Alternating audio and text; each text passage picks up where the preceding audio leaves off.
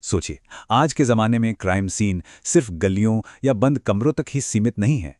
आज के जासूसों के लिए ये क्राइम सीन डिजिटल भी हो सकते हैं, जहां हर सबूत डेटा की एक खामोश लहर की तरह मौजूद है। फॉरेंसिक्स का ये एक बहुत पुराना सिद्धांत है, जिसे लोकार्ट का सिद्धांत कहते हैं। और ये जो सिद्धांत है ना, ये आज के डिजिटल दौर में पहले से भी कहीं ज्यादा सच हो गया है। हर एक क्लिक, हर स्वाइप, हर मैसेज एक ऐसा निशान छोड़ जाता है जो कभी मिटता नहीं। जरा सोचिए, हमारे हाथ में जो फोन है, जो लैपटॉप हम इस्तेमाल करते हैं, यहां तक कि हमारे घर का स्मार्ट टीवी, ये सब असल में एक खामोश गवाह है। इनके अंदर वो कहानियां छिपी हैं जो किसी भी केस का रुख बदल सकती हैं। बस कोई सही तरीके से सुनने वाला चाहिए। तो ये डिजिटल सबूत आखिर है क्या? इसे ऐसे समझिए, जैसे किसी हैकर के कंप्यूटर से मिली लॉग फाइल्स या किसी लापता इंसान के फोन से मिला आखिरी लोकेशन डेटा। ये हर वो जानकारी है जो डिजिटल रूप में मौजूद है, और इसका एक ही मकसद है: अपराधी, पीड़ित और क्राइम सीन, इन तीनों के बीच एक ऐसी मजबूत कड़ी बनाना जिसे कोई तोड़ ना सके। लेकिन एक मिनट, सबूत ढूंढ लेना ही सब कुछ नहीं होता। ठीक वैसे ही जैसे हर खिलाड़ी को खेल के नियम मानने पड़ते हैं, डिजिटल सबूत को भी अदालत के कुछ सख्त नियमों पर खरा उतरना ही पड़ता है। अदालत में पेश होने से पहले हर सबूत को इन 5 कसौटियों से गुजरना पड़ता है। पहला, क्या इसे कानूनी तौर पर हासिल किया गया था? दूसरा, क्या ये असली है, कहीं इसके साथ छेड़छाड़ तो नहीं हुई? तीसरा, इसका सोर्स भरोसेमंद है या नहीं?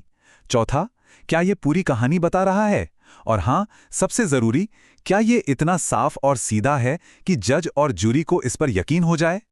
और फिर आता है बेस्ट एविडेंस रूल। देखिए, पुराने जमाने में तो सिर्फ ओरिजिनल दस्तावेज ही मायने रखते थे, लेकिन डिजिटल दुनिया में ओरिजिनल क्या है? सब तो कॉपी ही है ना? तो इसीलिए इस नियम को आज के हिसाब से बदला गया। अब फोरेंसिक तरीके से बनाई गई एक परफेक्ट डिजिटल कॉपी को भी उतना ही वजन दिया जाता है जितना कि ओरिजिनल को। तो एक इन्वेस्टिगेटर इस डिजिटल भूल भुलैया से सबूत कैसे निकालता है? इसका जवाब है एक 5 कदमों वाली प्लेबुक में। ये एक ऐसा प्रोसेस है जिसका पालन हर हाल में बिना चूके करना होता है। ये 5 चरण किसी भी डिजिटल फोरेंसिक जांच की बुनियाद हैं: मूल्यांकन, अधिग्रहण, संरक्षण, परीक्षण और विश्लेषण, और आखिर में दस्तावेजीकरण और रिपोर्टिंग। चलिए एक एक करके इन्हें समझते हैं। तो सबसे पहले आता है असेसमेंट। यहाँ इन्वेस्टिगेटर एक कमांडर की तरह पूरे सीन को देखता है। सबूत कहाँ-कहाँ हो सकता है? क्या वो फोन में है या किसी सर्वर पर? क्या इसे हासिल करने के लिए वारंट की जरूरत पड़ेगी? मतलब पूरी की पूरी स्ट्रैटेजी यहीं बनती है। इसके बाद आता है दूसरा कदम, एक्विजिशन। ये है डेटा कलेक्शन का काम, लेकिन बहुत ही ज्यादा सावधानी से। इसमें इन्वेस्टिगेटर डिवाइस की एक बिट बाय बिट कॉपी बनाता है। इससे आप एक तरह की डिजिटल फोटोकॉपी समझ सकते हैं, जिसमें एक भी पिक्सल इधर उधर नहीं होता। ऐसा इसलिए ताकि असली सबूत को छुआ भी ना जाए। और फिर है प्रिजर्वेशन।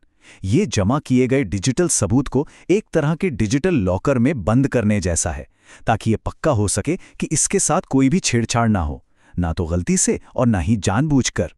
और इसी प्रिजर्वेशन का सबसे बड़ा नियम, बल्कि यूं कहें कि डिजिटल फॉरेंसिक्स का गोल्डन रूल, इस स्लाइड पर साफ लिखा है।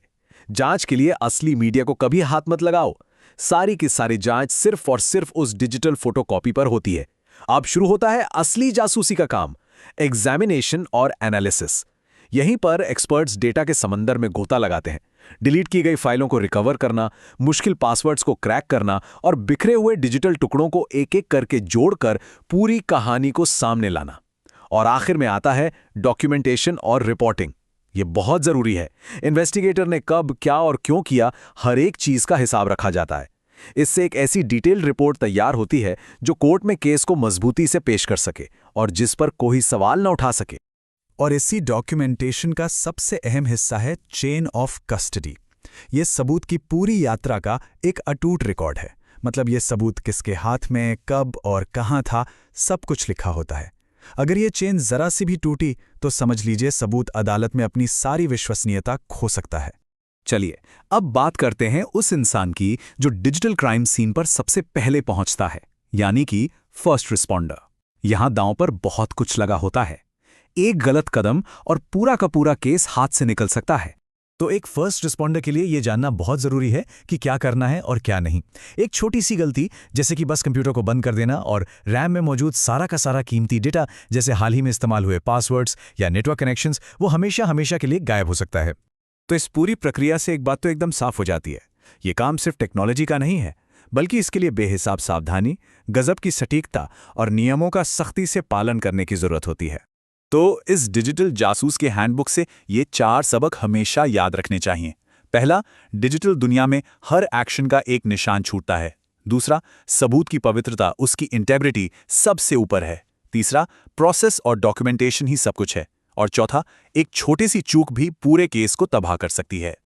और आखिर में एक सवाल के साथ इस चर्चा को खत्म करते हैं।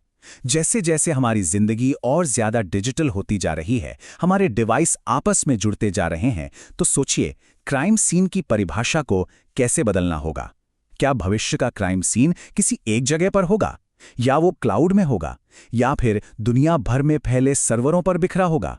आने वाले वक्त में न्याय इस नई हकीकत से कैसे निपटेगा, ये एक बहुत बड़ा सवाल है।